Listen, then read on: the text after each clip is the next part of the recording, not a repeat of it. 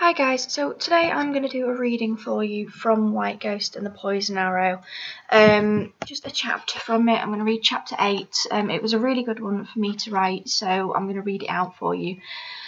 Shouldn't take too long, I don't think. We're going to see how we can go with it. Maybe we won't get the full chapter done tonight. Maybe I'll have to do a little bit tomorrow. Maybe I'll just leave it as it is. See how it goes. So, here we go. Let's start. I swear this walk isn't usually this long, Newtow says. Stop complaining. The walk to the elders next week will be much longer and you know it, Matto replies. So why are we out here again today if we're going out on our trial starting in 5 days? Shouldn't we be resting for the long walk?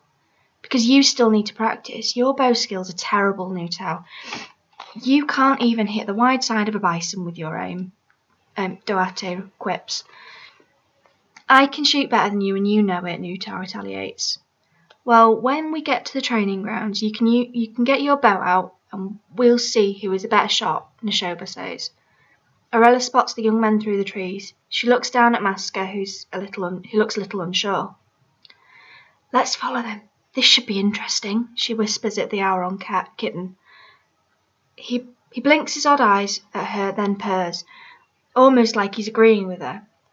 Maska's fluffy tail wags slightly as they walk. The purring continues, and he has his eyes half closed as he trots along beside Arella. He's happy, although the tail wagging is slightly out of character for an Auron cat. Arella smiles down at him, keeping low to the ground so the young men do not see her. Neshoba comes into the clearing, and Matto, Duarte, and Newtow follow him in. Arella and Maska stop at the side of the clearing. A large tree with a low-hanging branch sits close to the edge of the glade. Arella picks Maska up and lifts him onto the branch.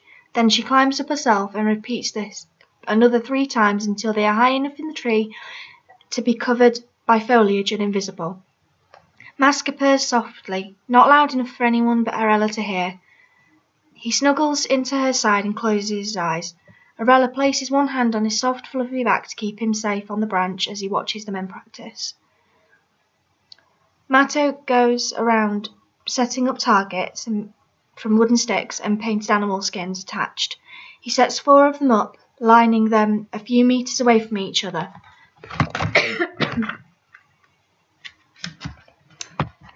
As he forces the targets into the ground. The muscles on his shoulders and arms flex and the veins in his arms stick out a little. All of the men are wearing sleeveless vests, much easier for firing a bow. Matto's hair has been pulled back in a long braid down his back. It has wooden beads threaded through it and comes to an end just below his massive shoulder blades. The sweat on Matto's back is causing his shirt to stick to his muscles as he moves. His large, powerful frame reminds Arella of a bear, although his personality is the most unbear-like thing she has ever seen.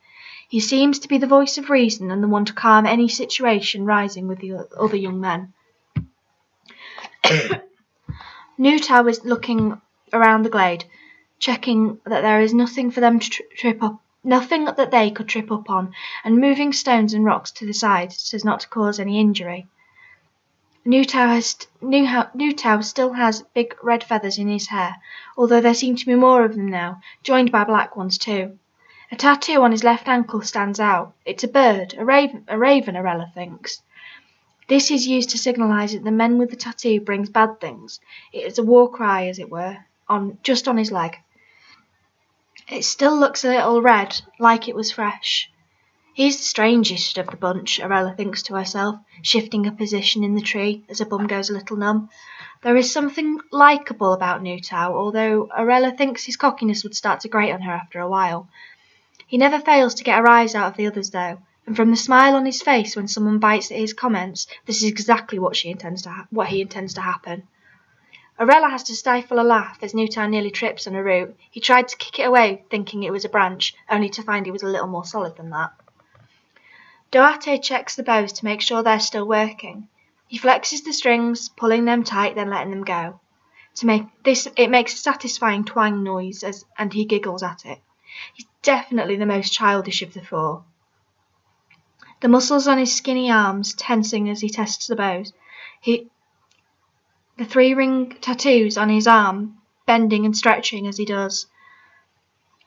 He has a strange face, thin with cheekbones that stick out a little, eyes a bit too small for his face. Doate seems to just enjoy watching the others argue, and seems to be a little odd bit like the other odd one out in the group. But then Arella only knows of them what she's seen briefly when they practice. Neshoba is the last one Arella looks at, taking her time to examine his features. She's never really been able to get a good look at his face. The green eyes are obvious, but Arella has never really taken much notice of the rest of him. She's always been more interested in the way the men move and how they fight than what they look like. As well as the green eyes, Neshoba has a slight red tinge to his hair, making it lighter than the others who have black hair. He's fairly well built, with muscles in his arms, chest and legs, but he doesn't look too large. He has tattoos on both arms. On one arm he has a wolf howling at the moon, and on the other an eagle in flight. One is a symbol of solitude and longing, while the other is power and freedom. Strange mix for someone to have, but they suit him. His hair is also long, but tied back in a loose bun at the back of his head. He's sitting on the floor checking the arrows, making sure they are weighted right and that the flint on the end is sharp. He splits the arrows into 4 sets and places them in the ground opposite each of the targets. "Okay, boys, I think we might be ready," Neshoba says. "Well, my part of the job's done anyway. Arrows sharp and ready for firing." Doate joins him. "The bows are all okay too," he says as he hands Neshoba one and puts the remaining 2 on the ground by the sets of arrows. Nutau joins him too. All the rocks and branches he was moving out of the way. Neshoba looks over to Matto. "Matto, are the targets ready? Or are we still waiting on you?" "Nope, I'm done, Neshoba," he says as he walks back to the group. "Okay, so the plan for this session is to all manage to fire at least 3 arrows at the centre of the target in 1 round. Now for today, a round is 6 arrows, Neshoba explains. "How come it's only 6? Normally a round is 12, Doate asks. "We're running low on arrows that aren't broken. After my sister's birthday celebrations, far too many arrows got broken in those competitions," he pauses.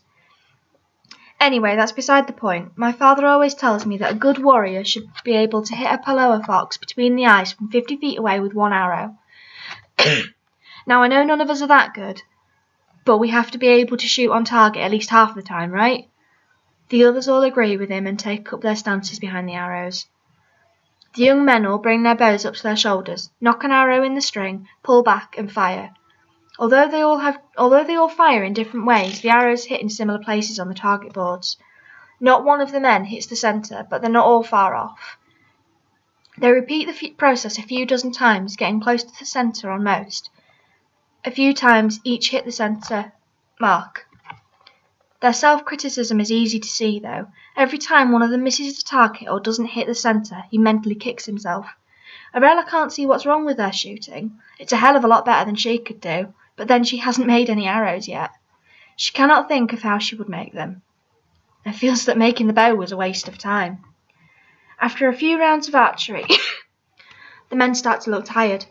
They have sweat on their brows and backs, and the muscles in their arms are beginning to shake as they fire. "Can we have a break now?" Nutau asks, putting his bow down on the floor as he does so. "There'll be no resting next week, Nutau." "You know it," Matto says as he fires off another arrow, missing the target completely. "Well, at least I hit the target on my last shot. I'll hit you if you don't shut up." "Enough, both of you," Neshoba finishes the argument. "I think we're all tired, so let's just sit down and eat something before Matto kills Neshoba." "He couldn't kill a fly if it landed on his arm," Nutau starts.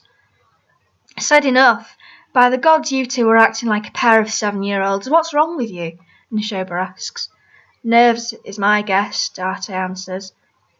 "We're all a little nervous about going on the trip to the Elders next week, and I think it's getting to Matto and Nutau." "I think you're right, Doate," Neshoba agrees. "But we will all be fine. We have each other." They all agree on this. Put your bows with your arrows and we'll get something to eat." Neshoba goes over to the bag he was carrying and begins emptying food out of it. "Okay, so we have barrow berries mixed with marrow tree sap, pieces of cooked rabbit from tea last night, and roasted grue bulbs. Who wants what?" Everyone rushes for the food, taking equal shares of pretty much everything. They all sit down and eat the food, savouring every bite. So what do you think it'll be like next week? Doate asks. Pretty much like now, I guess. We'll end up sitting round like this on the evenings eating food and relaxing, Nuto answers. I don't think it'll be that easy, Neshoba says. But we have each other, so we'll get through it. I think it might be fun, though. I mean, think about it. The four of us on the road, walking through the wilderness, fighting off monsters and hunting for food. What more could you want? A comfortable bed, Mato answers. They all laugh at this. Yeah, I think you're right, Neshoba laughs.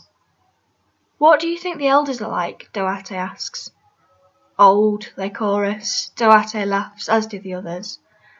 Well, I gather that, but I mean, what do you think they'll be like? Do you think they'll be nice, or mean, or strict? I'm hoping nice, Neshoba answers.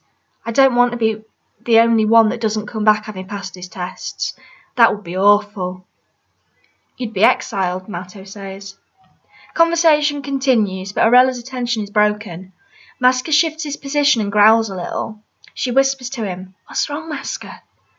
Kitten pushes himself into Aurella's side and growls again. Aurelia follows the direction of Maska's eyes, a dark space in the trees on the far side of the clearing. Two eyes are staring at the men in the glade. Bright yellow.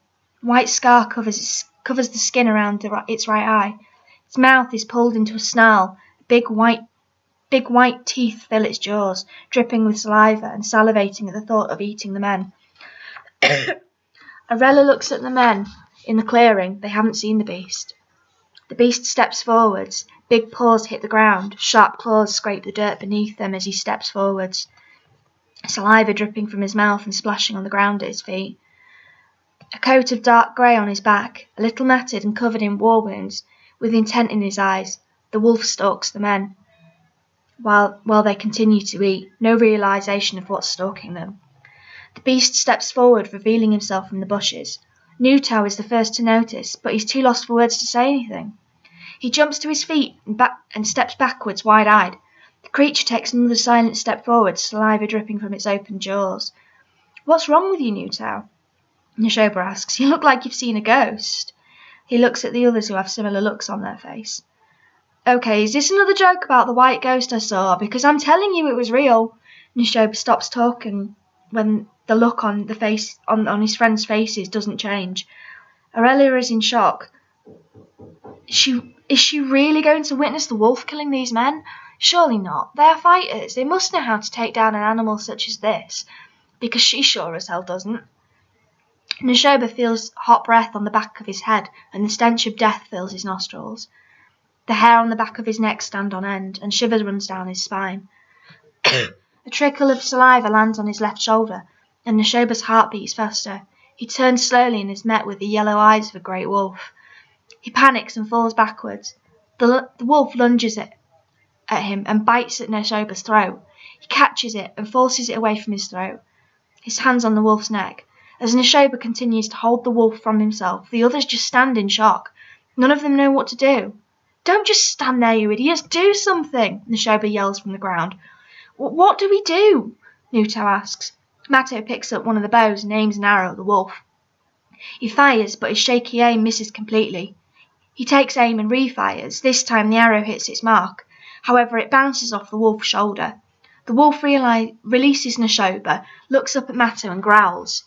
You made it angry, Nuto yells.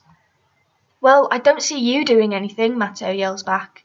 This is useless, Aurelia thinks. I will have to do something, otherwise they're all going to die. Maska looks up at her, fear in his eyes. Aurelia whispers to him to comfort him. It's okay, little one. I'll be back for you soon. Just wait here in the tree. You'll be safe, and the wolf won't get you. Just keep your eyes on me and it'll be okay. This seems to comfort him a little. His heart rate slows. Aurelia's heart rate has never been so high. Aurelia looks around herself. The sky is starting to darken and the air growing colder. The wolf below her attacking the men and keeping it at arm's length, barely managing to keep from harm. She's looking for anything she can use to get the wolf away from them, but nothing comes to mind. There is no way she can fight the wolf herself, no strength in her body, and A distraction is out the window. A low buzzing is keeping Arella from thinking straight, and a bee flies into her chest, bumping into her and flying away in the opposite direction. It's heading back to the nest. Arella's eyes follow the direction of where the bee travelled. Perfect, the nest's just above the wolf, Arella notices. If Arella's going to do something to save the men on the ground below, she must overcome her fear of bees and move quickly. She doesn't have much time to act before the wolf inflicts some serious damage on someone. She shifts herself in the tree she's currently in and moves through the canopy slowly towards the bee's nest. It's a difficult climb, and Arella has to jump from one tree to another at one point, nearly falling at another. She finally makes it over to the beehive tree and looks down at the ground. If I smash open the nest, the bees are going to attack the men below. I have to warn them to get out of the way, Arella thinks. With the low hum of bees in the hive next to her, she uses her dagger and reaches for the nest. Although Arella has a fear of being stung, it would be worth it if she could save the lives of the young men below. Move out of the way! Bees coming from above! She shouts down. Neshoba looks up directly at Arella with the nest. Move, boys, move! He echoes. Nutau, Mato, and Doate all move out of the way, leaving Neshoba standing in the clearing with the wolf staring directly at him. The wolf's eyes dart to the others, deciding who he should chase. Look at me, Neshoba says to it. The wolf's eyes focus on him as it snarls. That's right, keep looking at me. Neshoba's eyes dart up to Arella in the tree above him. She thrusts her dagger into the top of the nest, dislodging it from a branch it rests on to cause it to fall. Now, she shouts as the nest falls from the tree towards the ground. Neshoba dives to the side and the other men run and hide in the bushes. As the hive hits the ground, it explodes, and a cloud of orange and black fills the clearing. The wolf howls as the bees attack and sting him, causing him to run for cover in the opposite direction. Arella uses the distraction of the bees to move back to the tree where Maska is hiding. He meows as she gets close and starts purring again when she reaches him. See, Maska, I told you everything would be okay if you watched me. Maska meows again. We have to be quiet for a bit again, little one, she whispers. Maska stops purring and nuzzles close to her. Then we can go back home soon. Bees surround Arella in the tree too, but they do not sting her. Arella uses her cloak to shield herself and Maska from the humming bees, until the humming bees become more distant. After a while, the air clears and the bees all dissipate. They will all move on to find another nest somewhere far from here. The broken nest lies on the ground, and the men come out from their hiding place in bushes and walk into the clearing. What on earth happened there? Mato asks. A rogue wolf tries to eat us, then a strange voice shouting, and bees falling from the sky. It was the white ghost, Mato, Neshoba insists. It was her again, and this time you all heard her too. I heard someone shouting, Neshoba, but I don't know who it was, though, Nutau says. I'm telling you, she was here again. It's like she's following me. Oh, come on, Neshoba, why would anyone want to follow you? Nutau says. Arella giggles to herself. It's those green eyes, she thinks to herself. There's something mesmerising about those eyes. We'd better get back anyway before that wolf comes looking for us again, Doate says. Collect up the bows and arrows and targets then, and then we can go, Mato instructs. They all begin to clear up the glade while keeping an eye on the forest around them, not relaxing with the threat that the wolf might come back and finish the job it started. These arrows are broken, Doate says as he holds up 7 arrows with broken shafts. What do we do with them? No point keeping them. We can just get some more arrows made when we get back home, Neshoba answers. I just want to get out of here quickly, he says with one last glance at the tree where Arella cut the hive down to save them. Then they leave. Arella watches them go as they walk through the woodland back towards their village, all looking over their shoulders for a sign of the wolf returning. So that's all I'm going to read for you today. That is chapter 8. Hope you enjoyed it. If you did, like, subscribe, send it on to other people. You may want to buy the book, give it a read yourself, the entire book. Let me know what you think anyway. I may end up doing another reading at some point. I may not. Depends how this one goes. So that's it. Bye.